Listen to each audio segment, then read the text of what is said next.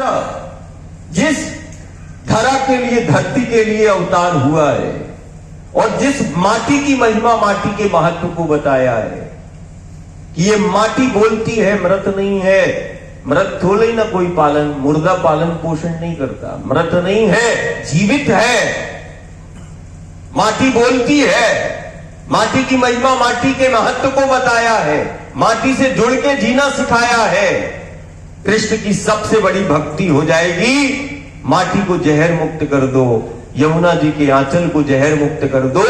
ये इस सदी की सबसे बड़ी सेवा और इस काल का, इस समय का सबसे बड़ा यज्ञ है। अपनी आहुतियां एक एक गांव डाल दे, वक्त है।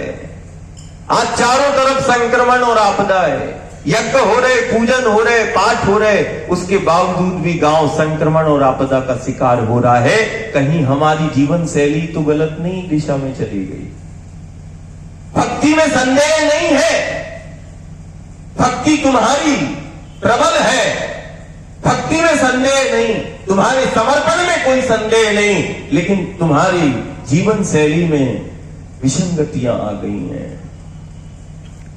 अब गांव को सामूहिक फैसला लेना पड़ेगा, कोई जोर जबरदस्ती नहीं। देखो, आज माटी को यदि जहर मुक्त कर लिया तो हम अपने बच्चों को और गांव को बचा पाएंगे।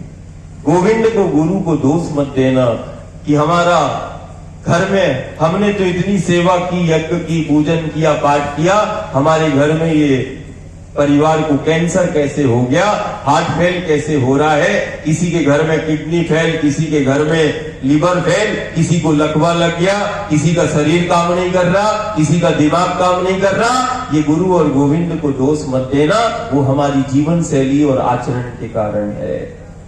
जिस राम और कृष्ण का हम चिंतन कर रहे हैं, नाम स्मरण कर रहे हैं, उसने अपनी लीला में प्रत्यक्ष बता दिया है। माटी को जहर मुक्त कर लो और अपने पीढ़ियों को सुरक्षित कर लो। जब से माटी में जहर मिलाया 30-40 साल हुए होंगे, इससे ज्यादा नहीं, 50 साल हुए होंगे।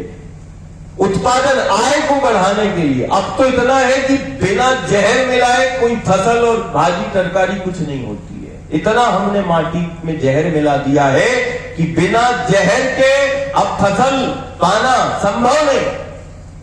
इतना हमने, अब धीरे धीरे सामूहिक पंचायतें फैसला कर लें। ये सरकारों के विषय नहीं है, ये समाज के विषय है।